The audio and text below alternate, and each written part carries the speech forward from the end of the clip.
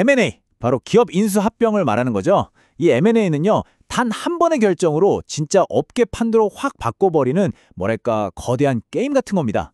근데 말이죠, 만약 이 게임의 승률이 우리가 생각하는 것보다 훨씬 낮다면 어떨 것 같으세요?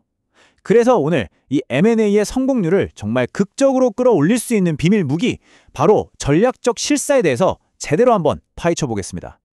그런데 이 M&A라는 게 겉보기엔 굉장히 화려하잖아요? 근데 그 이면에는 아주 냉혹한 현실이 숨어 있습니다. 정말 야심차게 시작했던 거래들이 글쎄요, 상당수가 기대했던 가치를 전혀 만들어내지 못하고 결국에는 엄청난 구매자의 후회로 끝나는 경우가 비일비재해요. 아니 수조 원의 돈과 시간이 들어가는데 도대체 왜 이런 일이 자꾸 벌어지는 걸까요?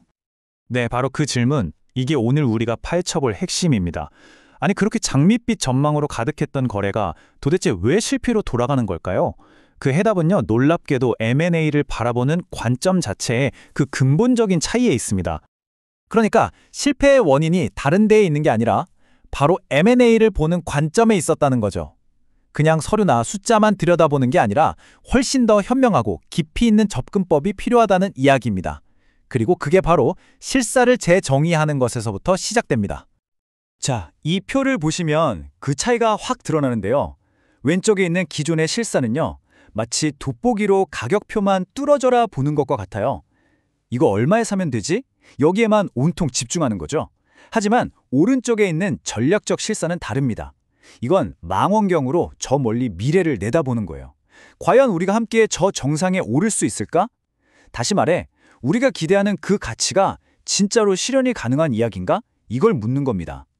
관점 자체가 가격에서 잠재력으로 완전히 바뀌는 거죠. 그래서 이 전략적 실사를 한 문장으로 정의하자면 이런 겁니다. 이 거래의 청사진, 그러니까 전략적인 타당성이라는 걸 아주 철저하게 검증해서 이게 그냥 뜬구름 잡는 꿈 같은 이야기가 아니라 정말로 실현 가능한 가치인지를 따져보는 과정인 거죠. 비유하자면 집을 짓기 전에 기초공사하는 거랑 똑같아요. 땅은 튼튼한지 설계도는 현실적인지 꼼꼼하게 살펴보는 거죠. 왜냐하면 이 기초가 부실하면 아무리 겉보기에 멋진 집을 지어도 결국엔 무너져 버릴 테니까요. 자, 그러면 이렇게 중요하고 또 복잡해 보이는 전략적 실사, 그 핵심은 대체 뭘까요? 놀랍게도 이 모든 건 딱 두 가지 질문으로 요약됩니다. 바로 이 두 개의 질문이 전략적 실사라는 건물의 튼튼한 뼈대를 이루는 가장 중요한 핵심이라고 할 수 있습니다. 첫 번째 질문은 바로 바깥을 향해 던지는 질문입니다. 이 거래, 과연 상업적으로 충분히 매력적인가 하는 거죠. 이건 말 그대로 외부에서 안을 들여다보는 관점, 아웃사이드 인 뷰라고 부릅니다. 지금 이 시장이 성장하고 있는지, 우리가 인수하려는 저 회사는 그 시장에서 얼마나 힘이 센지, 앞으로 경쟁은 또 어떻게 변할지, 이런 것들을 아주 객관적으로 분석하는 단계입니다. 그리고 두 번째 질문은요, 마치 거울을 보듯이 우리 자신에게 던지는 질문입니다. 좋아, 저 딜이 매력적인 건 알겠어. 그런데 과연 우리에게 저 거래에서 목표로 한 가치를 만들어낼 역량이 있나? 이게 바로 인사이드 아웃, 즉 안에서 밖을 내다보는 관점인 거죠. 우리 회사가 가진 역량은 어떤지, 문화는 잘 맞을지, 통합 과정에서 어떤 위험이 있을지, 이런 것들을 아주 냉정하게 평가해야 합니다. 자, 그럼 이 두 가지 핵심 질문을 딱 손에 쥐고 실제 M&A 현장으로 한번 가보시죠. 세상에 똑같은 M&A 거래는 단 하나도 없잖아요. 그렇기 때문에 이 질문들을 적용하는 방식도 당연히 달라져야 합니다. 거래 성격에 따라서 크게 네 가지 유형으로 나눠보고 각각에 맞는 맞춤형 전략을 세워야 한다는 거죠. 첫 번째 유형은요, 마치 큰 물고기가 작은 물고기를 꿀꺽 삼키는 것과 같은 시장 내 흡수입니다. 우리가 이미 잘 알고 있는 바로 그 시장에서 우리보다 작은 경쟁사를 인수하는 아마 가장 흔한 형태의 M&A라고 할 수 있겠네요. 이런 거래의 전략은 아주 명확합니다. 인수 대상이 우리보다 작기 때문에 그냥 우리 회사 시스템 안으로 완전히 흡수시켜 버려야 해요. 그래서 통합 속도는요, 무자비할 정도로 빨라야 합니다. 왜냐고요? 핵심 목표가 중복되는 업무를 빨리 없애고 우리 기존 자산을 활용해서 운영 효율을 최고로 끌어올리는 거거든요. 여기서 꾸물거리는 건 그냥 돈을 버리는 거나 마찬가지예요. IBM 같은 거대 기업이 작은 기술 스타트업을 인수하는 걸 생각하시면 딱 맞습니다. 두 번째 유형은 시장 내 통합입니다. 이건 뭐랄까? 비슷한 크기의 거대한 퍼즐 조각 두 개가 딱 맞춰져서 하나의 완전한 그림을 만드는 것과 같아요. 두 거대 기업이 하나로 합쳐져서 그 시장의 절대 강자가 되려는, 우리가 흔히 말하는 빅딜이 바로 이거죠. 여기서는 두 회사 모두 덩치가 크잖아요. 그러니까 통합은 아주 깊게 진행하되 속도는 신중해야 합니다. 서로 완전히 다른 문화와 시스템을 하나로 맞추는 데는 당연히 시간이 걸리겠죠. 여기서의 목표는 단순히 효율을 좀 높이는 수준이 아니에요. 아예 시장을 지배하는 절대 강자를 만들고 그 압도적인 규모의 경제로 경쟁사들이 따라올 엄두도 못 내게 만드는 겁니다. 자동차 산업이나 항공 산업에서 일어나는 대형 합병들이 딱 이런 케이스죠. 세 번째는 시장 외 추가 유형입니다. 영어로는 볼트온이라고 하는데 이게 무슨 뜻이냐면요.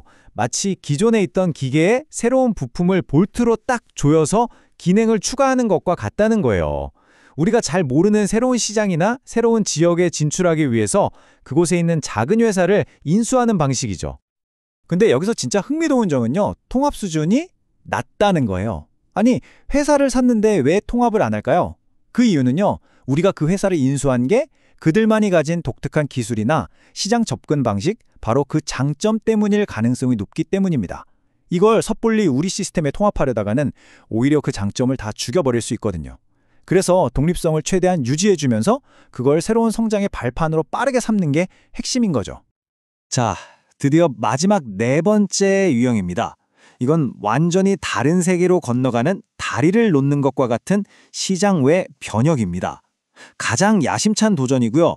그만큼 가장 위험이 큰 M&A이기도 합니다. 우리가 전혀 모르는 새로운 시장의 거대 기업을 인수하는 거니까요. 이건 말 그대로 회사의 운명 전체를 거는, 그래서 농장을 건다, bet the farm이라는 별명까지 붙은 거래입니다.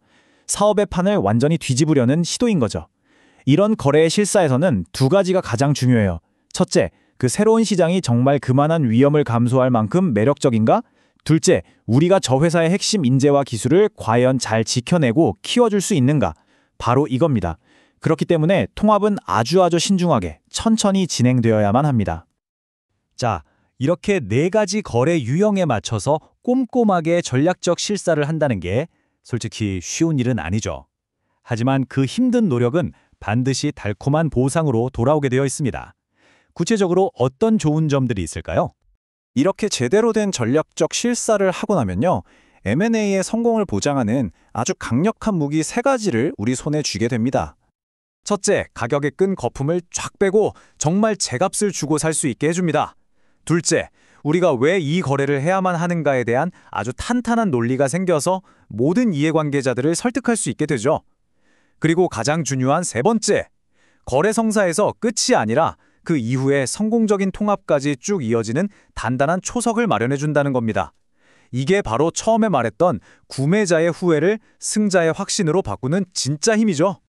물론 이렇게 성공적인 결과를 만들어내는 건 결국 사람입니다. 팀이죠.